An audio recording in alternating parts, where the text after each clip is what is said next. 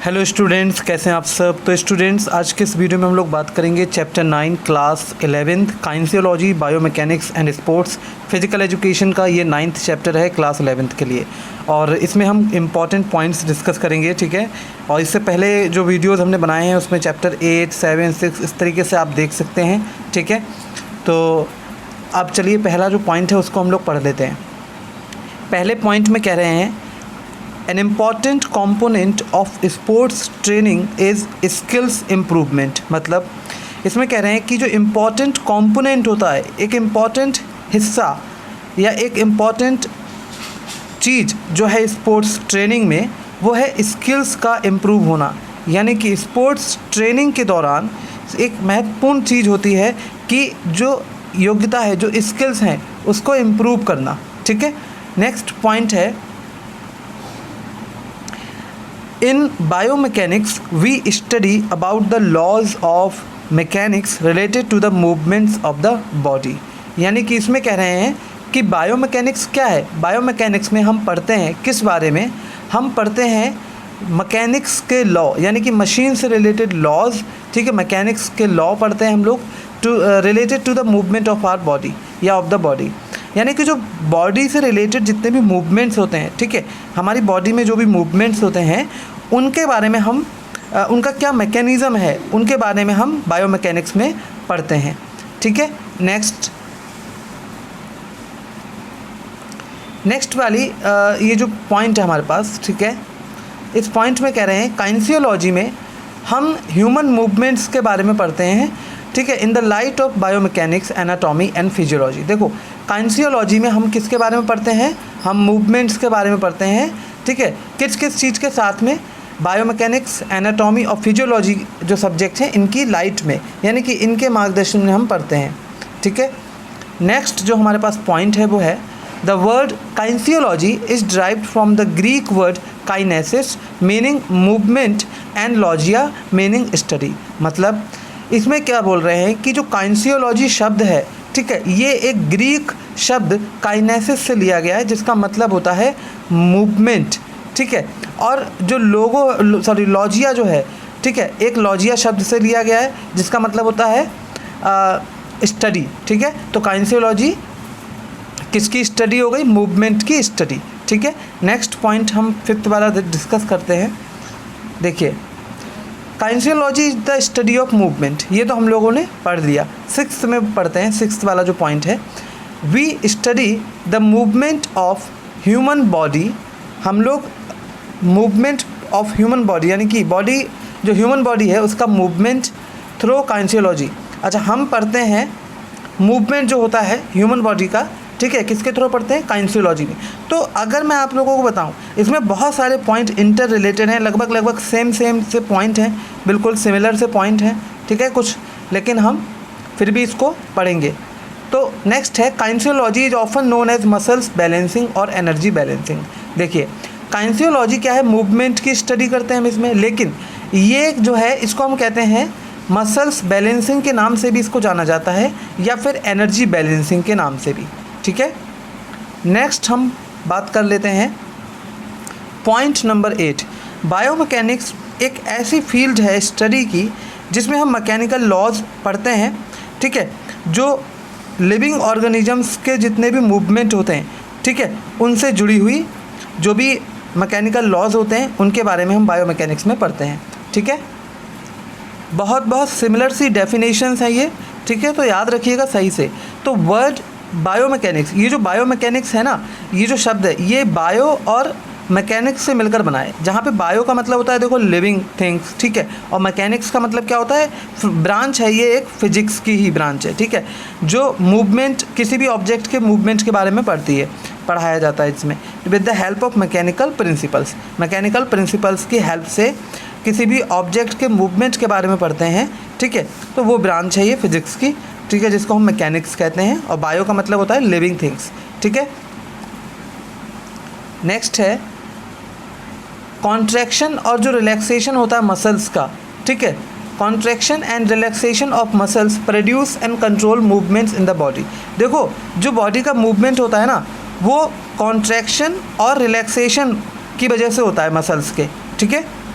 Next है 11th point, इसमें कह रहे हैं कि जो मस्क्यूलो स्केलेटल सिस्टम है ये एक तरीके का ऑर्गन सिस्टम है, ठीक है, एक तरीके का कई सारे ऑर्गन से मिलकर बना एक सिस्टम है जो प्रोड्यूस करता है मूवमेंट हमारी बॉडी में, ह्यूमन बॉडी में, with the help of muscular and skeletal systems. Next है अ जॉइंट और एन आर्टिकुलेशन। देखो एक जॉइंट होता है या हम उसको आर्टिकुलेशन भी कहते हैं, तो ये एक तरीके का कनेक्शन होता है between the surfaces of bones, यानी कि जो बोन्स के सरफेस होते हैं उनके बीच में क्या होता है, एक जॉइंट होता है, ठीक है। जैसे अब यहाँ पर देखिए उंगली है ये, तो अब देखिए ये मैं ऐसे मोड़ रहा हूँ तो ये क्या है, ये जॉइंट है, ये जॉइंट है, ठीक है। अब पढ़ते हैं next, the articulation present in neck. अब जो गले में, जो नेक में जो जॉइंट होता है, आर्टिकुलेशन जो होता है, शोल्डर में होता है, एल्बो में होता है, हिप में होता है और नीज़ में होता है, घुटने में, ठीक है। तो ये जो होते हैं ना फ्रीली मूवेबल होते हैं, इनको हम आराम से मूव कर सकते हैं, ठीक है। कुछ जॉइंट मूव नहीं कर पाते हैं, ठीक है। कौन से जॉइंट्स जो हैं वो मूव नहीं कर पाते हैं वो मुझे कमेंट में बताइए। There are approximately 700 skeleton muscles in the human body. लगभग 700 स्केलेटन मसल्स होती हैं इंसान की बॉडी में, ठीक है। ये मुंह के छाले नहीं जा रहे हैं मेरे, मुंह के छाले हो गए हैं, ठीक है, मुंह में छाले हो गए हैं, तो इस वजह से थोड़ी आवाज़ में अंतर लग रहा होगा आप लोगों को। पिछली वीडियो भी मेरी थोड़ी मुंह के छाले की वजह से थोड़ा सा उसमें बोलने में तकलीफ़ हो रही थी, पर कोई बात नहीं, हमारा सिलेबस नहीं रुकना चाहिए, डेली वीडियोस आपको मिलेंगी। Lever is a mechanical device. Lever क्या है, एक मैकेनिकल डिवाइस है जो प्रोड्यूस करता है एक टर्निंग या रोटेशनल मूवमेंट किसी भी एक्सिस पर, ठीक है। आपने देखा होगा लीवर क्या होता है, एक तरीके का मैकेनिकल डिवाइस होता है जो प्रोड्यूस करता है एक टर्निंग या rotational movement about an axis, ठीक है। ये वो वाला लीवर नहीं है हमारे जो हम जो स्टमक से रिलेटेड होता है, ये वो वाला लीवर की बात नहीं हो रही है, ये लीवर की बात, उस लीवर की बात हो रही है जो मैकेनिकल डिवाइस होता है, ठीक है। नेक्स्ट हम बात करते हैं इक्विलिब्रियम। इक्विलिब्रियम का मतलब यहाँ पे क्या है, इक्विलिब्रियम का मतलब इक्वल होता है, ठीक है।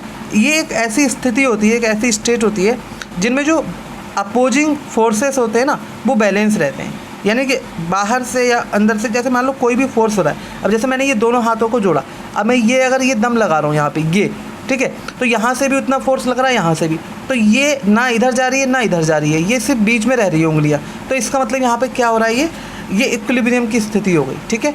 नेक्स्ट, अब ये जो 17 पॉइंट है इसमें कह रहे हैं कि maintaining body balance during various body movements is called dynamic equilibrium, यानी कि बॉडी का बैलेंस मेंटेन करना, ठीक है, ड्यूरिंग वेरियस बॉडी मूवमेंट्स। जब हम बॉडी को मूव कर रहे होते हैं या हम जो भी मूवमेंट हमारे हम मतलब जो कर रहे होते हैं, ठीक है, जो भी मूवमेंट कर रहे होते हैं, तो उस समय हमारी जो बॉडी का बैलेंस करना, मेंटेन करना, उसको हम कहते हैं डायनामिक इक्विलिब्रियम, ठीक है। जब हम बहुत सारे मूवमेंट कर रहे होते हैं उस दौरान हम जब अपनी बॉडी को बिल्कुल मेंटेन करते हैं।